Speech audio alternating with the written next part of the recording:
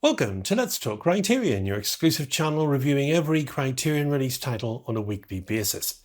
In this edition, we look at the sultry Body Heat, directed by Lawrence Kasdan and starring William Hurt and Kathleen Turner, coming to the collection in the UK and the US in 4K UHD.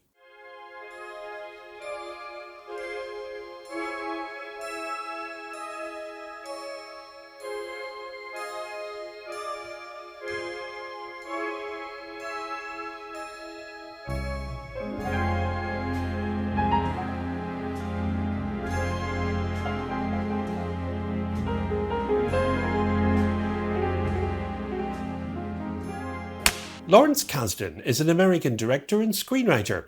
He's written and directed quite a few contemporary films, including The Big Chill, Silverado, The Accidental Tourist, and Dreamcatcher. He also wrote big blockbuster favourites like Raiders of the Lost Ark, The Bodyguard, Star Wars The Empire Strikes Back, Star Wars The Force Awakens, and Solo, A Star Wars Story. His debut film as a director is Body Heat, starring William Hurt as Ned Racine and Kathleen Turner as Mattie Walker. It features Richard Crenna, Ted Danson, J.A. Preston and Mickey Rourke, and it was inspired by the 1944 film noir Double Indemnity, in turn based on the 1943 novel. In sultry South Florida, womanizing low-rent lawyer Ned Racine begins an affair with Mattie Walker, the young wife of shady businessman Edmund Walker. The affair becomes a consuming passion, but the two keep it secret. Mattie tells Ned that she wants a divorce, but a prenuptial agreement would leave her without Edmund's fortune. And when she wishes Edmund dead, Ned suggests murdering him. Mattie says she wants to forge a new will, but Ned warns her that that would attract suspicion. It's a stylish but somewhat unsatisfying copycat film of the film noir from the 1940s, directed by Billy Wilder, Double Indemnity. From the femme fatale hatching the murder plan to the sucker thinking he's planning the perfect crime. It seems as if the sheer joy of that era's B-film conventions were sucked out of it by this cleverly plotted story.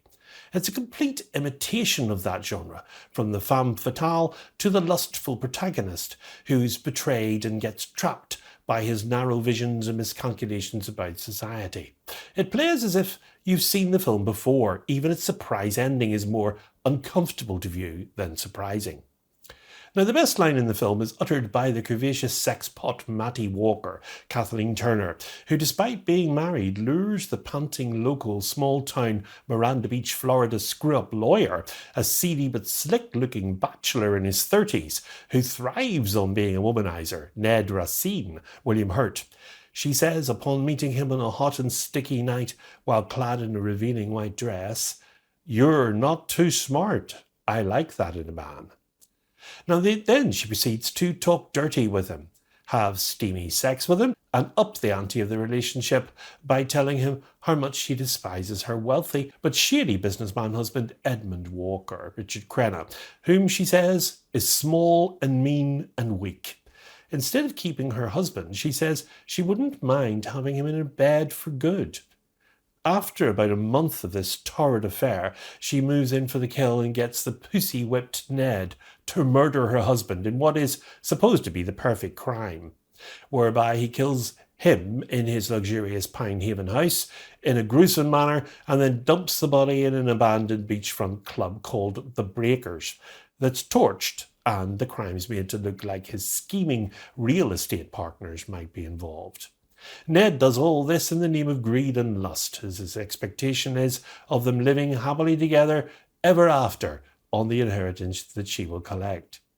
After the murder, Ned's pal, Oscar Grace, that's Preston, in an ethical cop, tells him that Mattie is a suspect and that he should stay away from her. She's trouble, more than what you can handle. Ned's other best friend is Assistant DA Peter Lowenstein, Danson, who's not that ethical, and he enjoys hearing about his friends' affairs as he lives vicariously off them. Lowenstein apprises him of the ongoing DA investigation and how foul play is suspected, as Ned knows all along that the authorities know a murder has been committed and will fully investigate it.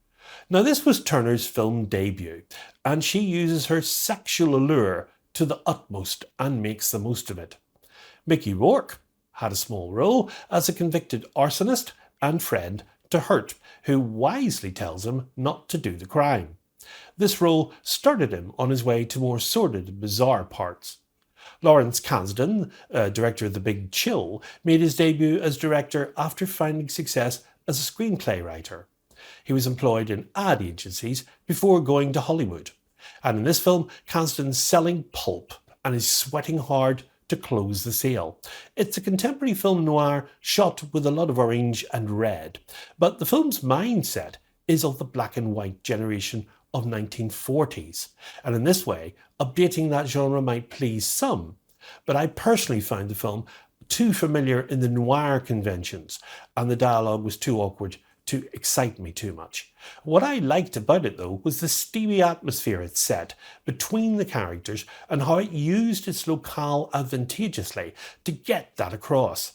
And that was the only original thing about the film. Imitation is not usually ever as good as the original, and the film was not without merit, and the performances are all excellent. Now, a substantial portion of the film was shot in east central Palm Beach County in Florida, including downtown Lake Worth and in the oceanside enclave of Manalapan. Now, additional scenes were also shot on Hollywood Beach in Florida, such as the scene set in a band shell. Now, there were originally more graphic and extensive sex scenes shot, but this footage was shown only in a sneak preview in 2 cities, including West Palm Beach and the area where it was filmed, and they were edited out for the official theatrical release. In late 1980, Lawrence Kasdan met with 4 composers whose works he had admired, but only John Barry presented ideas which were close to the director's own. 10 demos were recorded on March the 31st, and Barry wrote the whole score during April and early May of 1981. The composer provided several themes and leitmotifs. The most memorable, of course, was the main theme, which you've heard at the beginning of this edition, and that was during the main opening titles and representing Mate.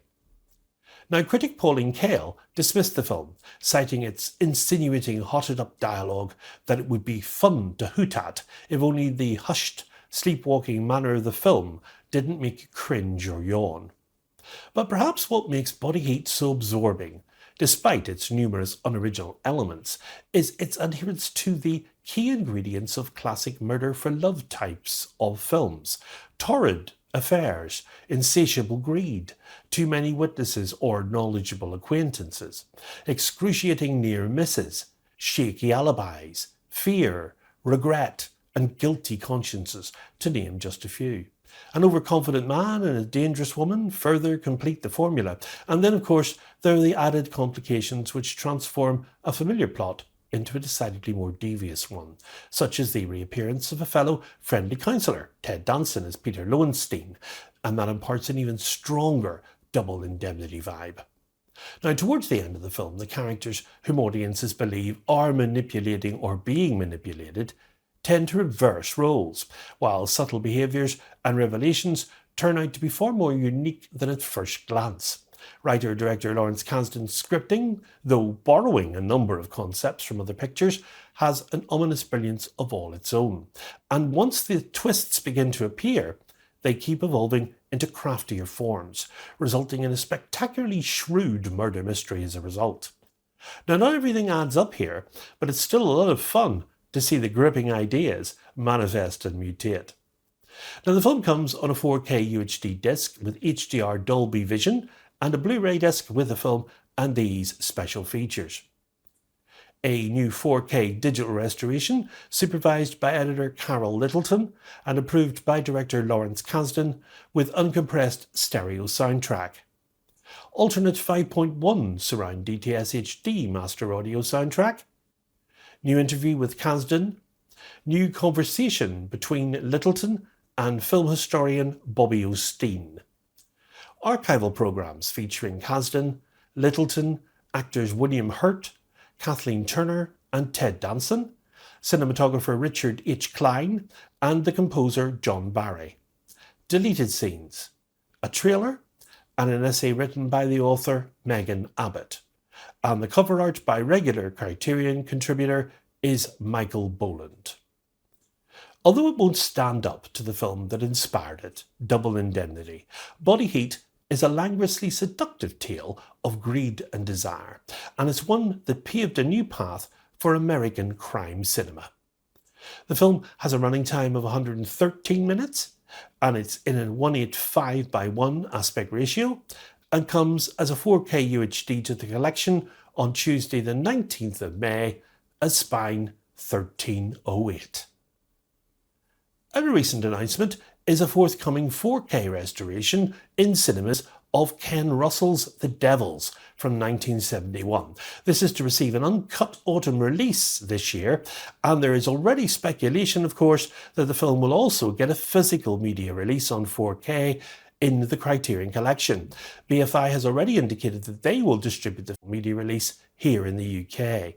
A very long-awaited announcement indeed, and very exciting for all Ken Russell fans. And we look forward to featuring it when it releases in due course. Next time on Let's Talk Criterion, we'll be looking at the Oscar-winning film by Joachim Trier, Sentimental Value, starring Stellan Skarsgård and Renata Ransva, coming to the collection on 4K UHD. So until then, from me, as always, it's goodbye, and above all, good Criterion viewing.